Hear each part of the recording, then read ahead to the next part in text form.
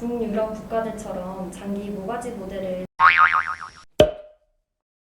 여러분 안녕하세요. 김밤입니다. 너무 긴장하지 말고 오늘 너무 또 이쁜 우리 예쁘게 한 분이 오셨거든요. 저는 박시아라고 하고 잠시만요. 너무 너무 긴장하시는데요. 긴장 너무 했는데 좀 풀어 이렇게 좀 풀어 이제 몸이 딱 뻗어 있어. 너무 긴장했어. 괜찮아요 그냥 뭐 자꾸 니네가 대표를 하니까 자꾸 애들이 긴장을 하지. 어머니다 생각하고. 그렇지. 나 잠깐만. 저는 박시아이고 올해 24살입니다. 그리고 저는 지금 취업을 준비하고 있기 때문에 따로 아르바이트나 이런 거를 하지 않아서 고정적인 수입은 없지만 기존에 부모님께 받은 용돈을 차곡차곡 조금씩 저금통에 모으고 또 다른 계좌를 이제 다양하게 이용을 하면서 조금씩 돈을 모으고 있습니다. 그러면은 아까 얘기하면서 그래서 연금이나 이런 부분에 대해서 얘기를 했는데 그쪽 부분에 관심이 많은 이유가 있어요, 특히?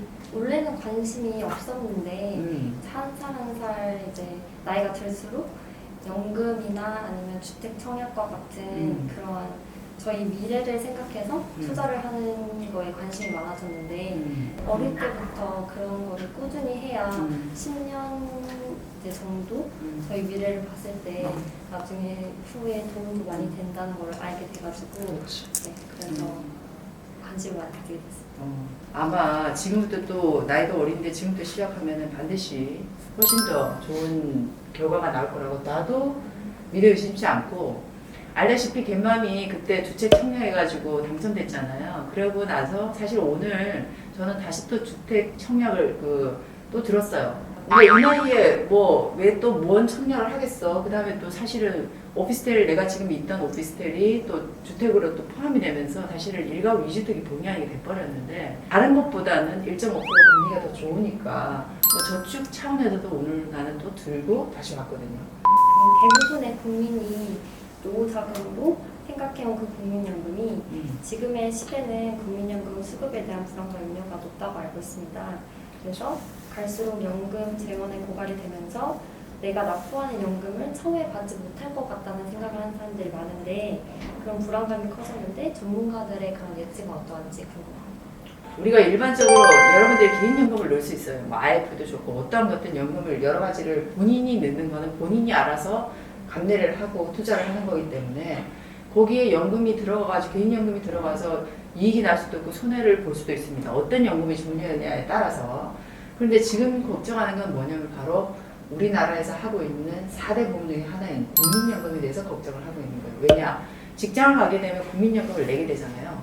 국민연금을 내게 되면은 자기가 반을 내고 회사에서 반을 내줍니다. 사실은 여러분들은 자기가 반만 내고 회사에서 반을 내주니까 50%밖에 안 내는 거예요. 그럼 100%가 쌓이는 거잖아요. 회사를 들어갔을 때는 이점이 그게 있어요, 솔직히. 나중에 뭐 퇴직금도 생기고 여러 가지 있겠지만 퇴사를 했을 때 국민연금을 계속 냈을 때는 50%는 회사에서 내준다. 50%는 자기가 넣으니까 일단 50%는 먹고 가는 거예요, 솔직히 따지고 보면. 50% 먹고 가는데 근데 지금 얘기가 뭐냐면 국민연금 고갈 얘기가 계속 나오고 있죠. 실제로 지금 상태로 본다면 35년 후에는 국민연금이 고갈이 된다고 합니다. 여러분들도 기사에서 아마 봤을 겁니다. 근데 이게 왜 이런 상황이 벌어지냐면 결국에는 따지고 보면 인구가 줄어들기 때문에 생산 능력을 가지고 있는 인구, 급여를 하든 생산 노동성에 있어서 연금을 내야 될 수 있는 사람들의 숫자가 갈수록 줄어들고 있다는 게 문제라는 거죠. 그런데다가 뭐 또 아니나 다를까 뭐 한 번씩 국민연금에서 자기네들이 재무 관리를 잘 못해가지고 또 뭐 손실분 이런 경우도 있었는데 올 들어 아마 올해는 국민연금이 아주 대박을 쳤을 겁니다. 여러 가지로 또 더군다나 이번에 삼성전자 주식도 많이 가지고 있는데 배당도 이번에 많이 해준다고 또 소문이 났으니까 아주 보시겠거든요. 이미 그만이 있으니까. 어쨌든 이거는 사실은 2042년 정도 되면 적자가 된다는 거는 부인할 수 없는 사실의 지금 상태로 간다면 그냥 단순한 경제 얘기는 아니다 이 얘기는. 그럼 뭐냐? 지금도 국민연금을 또 13%로 인상을 했어요. 계속 연금 개혁을 추진하기 위해서 정치권도 그렇고 계속 노력을 하고 있잖아요. 어떤 식으로든. 근데 이거를 사실은 계속 고갈되고 없어진다고 생각하니까 사람들이 나 안 놀래 이런 사람도 되게 많았단 말이죠. 근데 국가가 자본주의가 굉장히 발달하면서 빈익빈 부익부가 굉장히 많이 생기는데 이걸 그래도 줄여주기 위해서 만들어낸 게 이게 사회보장제도란 말이죠. 이걸 어떤 식으로든 끌고 가기 위해서 개혁을 할 수밖에 없다. 이제 지금 단계에서 과거에 왔는 시점에서 본다면 굉장히 좀 걱정스러울 수는 있는데 그래도 우리나라 정치하는 사람들 좀 걱정하지 않을까.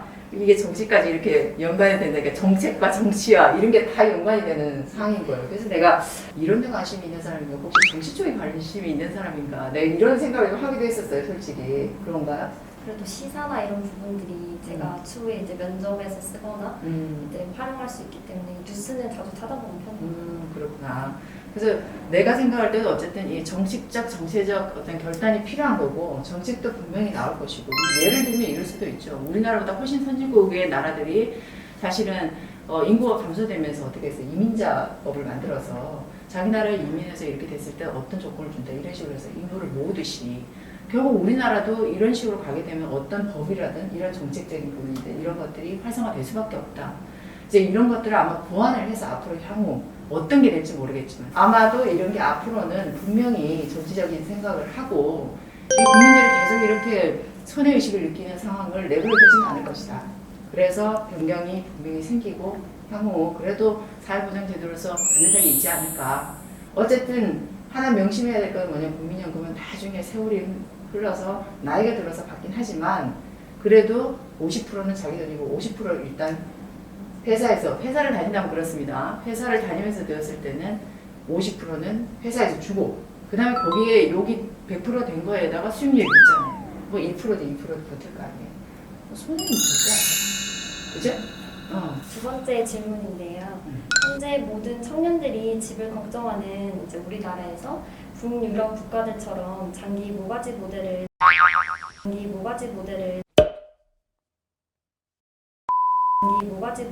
도입하는 방안을 책을 이제 통해서 접한 적이 있는데요. 우리도 유럽처럼 청년을 누구나 결혼할 때 혹은 독립할 때 20년에서 한 30년간을 장기 상환하는 방식으로 집을 소유하는 제도는 받을 수 없을까라는 그런 생각을 해봤는데 그것이 궁금합니다. 실제 이번에 올해 장기 모기지론을 시행을 했어요. 우리나라도 지금 시범으로 도입을 했고요. 진행을 하고 있습니다. 시범적으로 일단 한번 해보자. 그래서 20년 동안 그 장기 모기지론을 만들어서 이제 대신에 청년들이 처음에 시작을 할 때 돈이 없잖아요. 초창기에는. 우리가 돈을 융통해서 뭔가를 진행을 하려면은 그 평가를 기준화하는 DSR이라는 기준이 있어요. 근데 이 기준을 평소 때 하면은 뭐 직장도 없거나 아니면 청년들이 뭘 시작하려고 하면 그게 그 비중을 맞추지 못하기 때문에 아무것도 대출을 하거나 할 수가 없단 말이죠. 심지어는 요즘에는 내가 주택을 갖고 있잖아요. 그 주택을 갖고 있으면서도 은행 가서 내 주택 담보로 대출을 빌릴게 해도 잘 안 해줘요. 요즘에는 굉장히 까다로워졌어요. 그게 옛날보다. 옛날에는 자기 자산을 갖고 있는 걸 어떤 걸 제공해도 담보가 제공이 되고 입담보 제공이 됨으로써 돈을 빌릴 수가 있었는데 요즘에는 그 돈을 당신은 어디에 쓸 것이고 왜 그걸 하려고 하느냐 이런 걸 아주 세밀하게 묻는 걸로 이렇게 바뀌었어요. 굉장히. DSR 기준이 굉장히 높아졌다. 그런데 이제 장기 모기지론을 하는 이 부분에 대해서는 청년들한테 DSR 좀 융통성 있게 해서 이걸 20년, 30년간 해서 갖고 자기 집이 될 수 있도록 하도록 하는 그거를 시행을 이제 합니다. 시범 도입을 해서 시행을 하는데 또 일부는 이런 사람들이 있어요. 도대체 우리 청년이 이거 시작해가지고 20년 동안 빼빠지게 해서 그때 돼가지고 집 하나 만들어줬다고? 나는 사실 이게 핵심이 벌써부터 할 수도 있었는데 왜 이거를 그러면 안 했냐. 어디든 사실 여러분들 마음만 조금만 넓게 가져서 싼 곳을 찾으면 많아요. 사실 싸면서도 괜찮은 곳이 많은데 안 가려고 하죠. 별로. 응. 있고 싶은 자리에 가려고 한다고요. 그러니까 거기는 오르게 돼 있고 폭등을 한다는 거지 계속. 이걸 이제 어떻게 해결할 것인가 이게 가장 문제가 돼 있고 지금 그것을 그나마 지금 장기 모기지론을 진행하는 걸 좀 여러 가지 이제 회사나 이런 쪽에 가까운 쪽을 진행을 해서 지금 일단 하고 있다. 하고는 있는데 이게 나는 좀 이 부분에 대해서는 어쨌든 좀 젊은 친구들이 내가 이 아마겟돈을 진행하면서 내가 매번 왜 이렇게 여러분들이 돈을 갭타라 계속 얘기하냐면 물론 이 장기 모기지론을 통해 가지고 자기 주택을 얻는 것을 할 수도 있지만 그 안에 이거 외에도 어쨌든 경제적 자유를 가져야 될 거 아니에요. 경제적인 자유를 가지려면 이런 것들을 좀 더 배우고 알고 해서 미리 좀 알아서 미리 대처할 수 있도록 하고 미리 돈이 지가 알아 들어서 돈이 돼서 나한테 오도록 만들 수 있어야 된다. 거기엔 또 멘탈도 되게 중요하거든요. 그래서 이거를 튼튼하게 쌓아라. 이거를 여러분들한테 해주고 싶어서 하게 된 거고. 그래서 이 부분을 진행하게 되면 앞으로도 이런 제도는 반드시 뭐 어떤 식으로든 뭐 플러스가 되든 마이너스 되든 진행을 할 거니까 자기한테 기회가 된다면 무조건 이용을 해볼 것이며 하면서도 또 뭐냐면 반대극으로 또 돈을 벌 수 있는 거는 벌어야 된다. 저는 이렇게 생각을 합니다. 답이 됩니까? 성심성의껏 답변해 주시고 네, 마지막 질문인데요. 우리가 목돈을 마련하고 그 주택 구매에 나서는 일 외에도 이제 고려할 만한 장기적인 투자 방법들이 어떤 게 있는지도 궁금하고 또 지금 한국 경제의 대내외 조건들이나 이를테면 금리나 환율 또 미국과 중국의 무역 전쟁들을 고려하는 이제 투자 전략에 대해서 조언을 좀 받고 싶습니다. 네, 거의 이런 거는 수준이 적어도 수준이 한 10억 정도 있어야 얘기해야 되는 건데